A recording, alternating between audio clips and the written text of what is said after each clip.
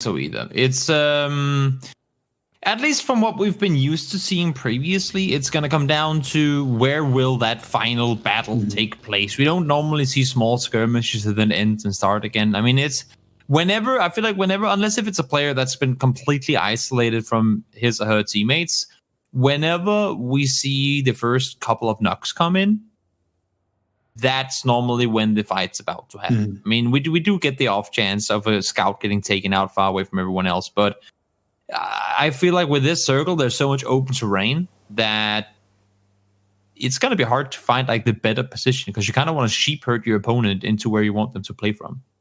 Yeah, and I think the successful teams are the ones who recognize that they have to take that fight. You know, some teams like to back off from it, like to reposition, you know, sort of try and prevent the push from actually engaging a gunfight. I think we saw it with the Netherlands against Ukraine last week, where every time the Ukraine tried to hit them in a spot, they tried to back off. They lost 1 or 2 players and said, you know, let's fight another day. And Ukraine just kept hitting them every time. They just kept picking off, you know, 2 here, 3 there, pushing their man advantage in their favor. And then they got to a point where the Netherlands had to take a gunfight at a disadvantage and just lost it.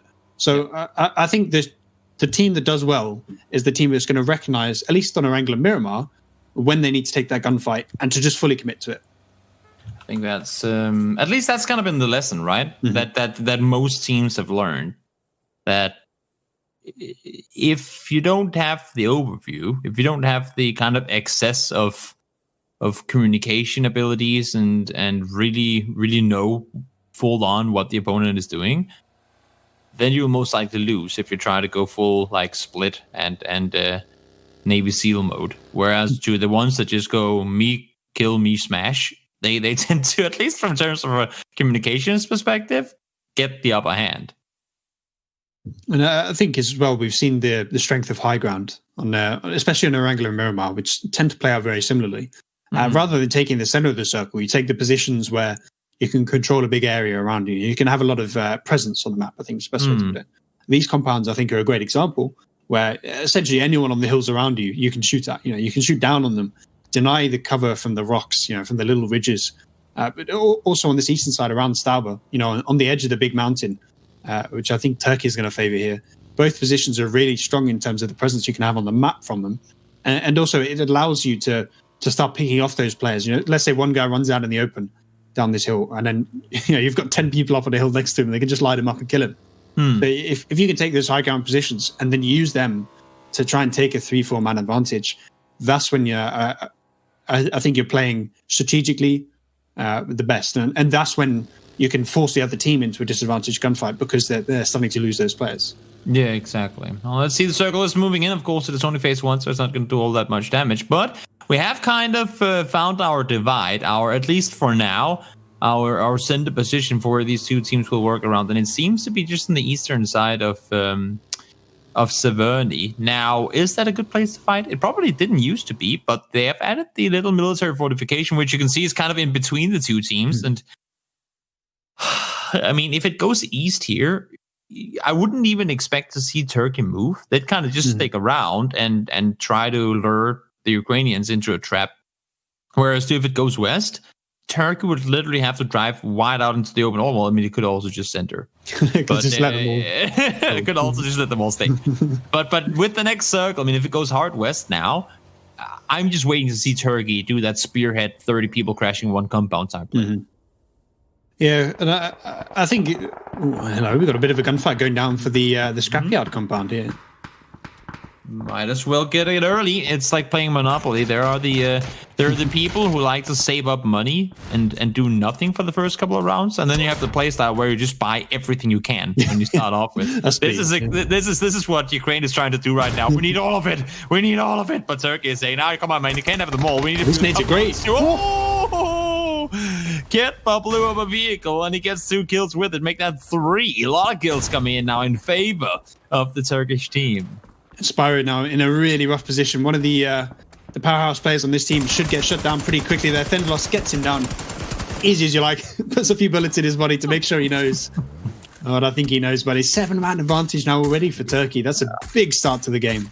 That is a tough start, and that's what I was saying. The spearhead, I mean, it worked out, right? You send in X amount of vehicles, and there's just nothing they can do. And even though You have 16 billion DMRs up on the hilltop. There's just only so many angles you can work with. And when you have so many teammates both around you, but also in that compound already, you're blocking your vision so many times where you can't really be full-on effective. Now, I think it's a great example of Turkey where they almost overcommit to specific moves. You know, they recognize, let's say there's 4 or 5 players in that compound, and they think, let's send, you know, I think most teams would say, let's send 1 or 2 men extra. Let's send 7 maybe to go do it. Turkey will just send 10 at you. You know, they'll just overwhelm you with overwhelming firepower with the best players in their team as well. You mean you look at that etiquette, DA there. There's a lot of power in those players, and the fact that they just go for those overwhelming, you know, 2v1 gunfights and to just take those early man advantages means that they're always going into this phase, going into phase 4s, phase 5s with that advantage, going in, you know, with the upper hand. And it's massive for them to get this spot too, because, I mean, as we were talking about before, had Ukraine been allowed to not only get there and get those compounds, but also kind of get set up and get ready for whatever engagements were about to come. I wonder how far that bike will roll down the hill. And rolling. And the Dacia. As well. That's rough. Yeah. Oh, the bike stopped. That's something. But the Dacia is that's surprisingly slow for a hill with that decline. Huh. Either way, the fact that they got that compound is pretty huge, because with the next circle, should it go west, they would have had nowhere to play. Yeah, and then they would have had to commit to a gunfight where they're massively at a disadvantage. And I think there's also with there's a lot of synergy you have with Scrapyard and the compounds that Ukraine already has control of on this northern side, because you then have the high ground and the low ground. So if you try to crash one compound, you get shot by the other one, right? So the fact that they've been able to stop them from getting so much presence and so much control over the center of the area is, I think, vital. And I think now you have to say Turkey's in a bit of a driving seat this match. Yeah, I mean, with the player lead already, with them kind of being able to swamp the opponents, you can see 10,000 days. Barely even gets the AFG and AWM out before he starts hitting kills with them. It's Snake getting kills. He's not hit a bullet for about a year. There we go. It's gonna be difficult for Ukraine to bounce back. They would need a combination of some really favorable circles and a lot of Turkish players to maybe go 4 guys in 1 car to get like multi kills in that way in order to turn this around, I feel like. Yeah, no, the only other option is that you sort of find a group of maybe 6-7 Turkish players and you just smack them. You know, you just send your main players, your big names in a bit of an overwhelming force towards that area of the map and try and just take that gunfight and pray the rest of the team doesn't move in behind and shut you down. Because realistically, the longer this game goes on with a man advantage like this, the bigger the man advantage will grow, the less control Ukraine will have. And we see here now how much control of the map Turkey has. And there it goes. That's a little bit rough, Ukraine. There is a bit of a caveat in the fact that Turkey is really spread out. So there's an opportunity here that maybe the Ukrainians could shut down this sort of northwestern group here.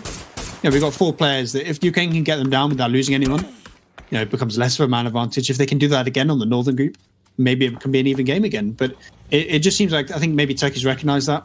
Yeah. You know, they're going to back off, try and regroup, and move into specific positions and just stack up.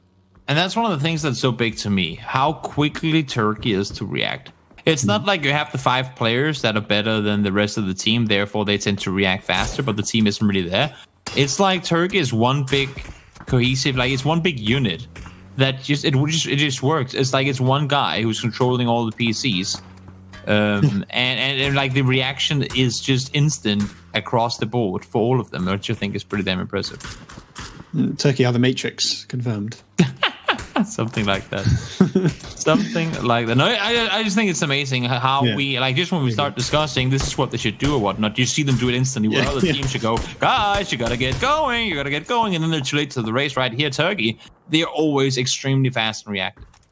I think that's a credit more to the fact that all of the players know what they're doing. You know, because realistically, if you have that one guy that's having to make every decision for the team, inevitably he's going to forget about, you know, Group 7 that's out on the northwest, you know, hiding in a little compound. He's going to forget that they're there, or he's going to overlook it when he's talking about something else. So the fact that I think all the players sort of know the strategy, you know what they need to do in the game, means that they can sort of preempt the sort of the overall strategy that their RGL will bring and just do it themselves. And that's exactly what they've done now. We see this pretty much front line, you know, going north to south, right across the center of the map, locking Ukraine on the west, and realistically locking Ukraine out of the strong positions in this circle. So, Huth is looking over the top, has found a kill already. They're up by 12, and I feel like this is just a case of delaying the inevitable. I'm not seeing how Ukraine turns this around. Again, they need circles to really center into that compound, and even then, I just feel like Turkey has what it takes to run them, and it feels so far-fetched for me to say it's when it's Ukraine we're talking about, because they're so damn talented. Turkey is just so scary in this moment. She created looking for a bit of a sneak attack here, but this is what Turkey don't want to be doing. They don't want to be sending these individual players in to do some Hail Mary plays, because if they start to do that, if the man advantage goes from 12 to, I don't know, 5 or 6, I think Ukraine has the individual strength, the individual manpower to actually overturn that kind of deficit. Yeah. So they need to make sure that they're always taking not necessarily favorable gunfights, but equal gunfights where they're sort of trading, one for one here or there. If they lose a player, make sure they kill a player as well, and then they'll just trade away to a win. Yeah, I totally agree. I think there's one thing that really differs in Nations Royale to normal PUBG is normal PUBG you're trying to get to the end. Your only goal was to get to phase 8, or phase 9. In this, if you're at a disadvantage, you want to take a gunfight earlier rather than later. You want to take a gunfight when you're in control of it rather than when you're forced to take it. Because the longer it gets and the more control the main team, the team with the advantage can get. I mean, Turkey hasn't lost a player yet, and we're in phase 5. The longer it goes, the more they can just start doing this, where they can just shut down Ukraine. That kill feed is all Turkish right now. See, Turkey, and then Hibaku gets the run over. That's all they got going for them right now, which is not a whole lot. No, my lord, they continue. Ukraine had to go somewhere. Now they have found the granny compound. They're down in the scrapyard, but here comes Turkey. Turkey have lost 1 player. 31v8. I don't see another Turkish player going down at this rate. It's an absolute slaughter, a massacre in Severny right now. Ukraine is just getting ripped apart by Jesus Christ. What a win for Turkey. 31-0. They lost 1 player. And it was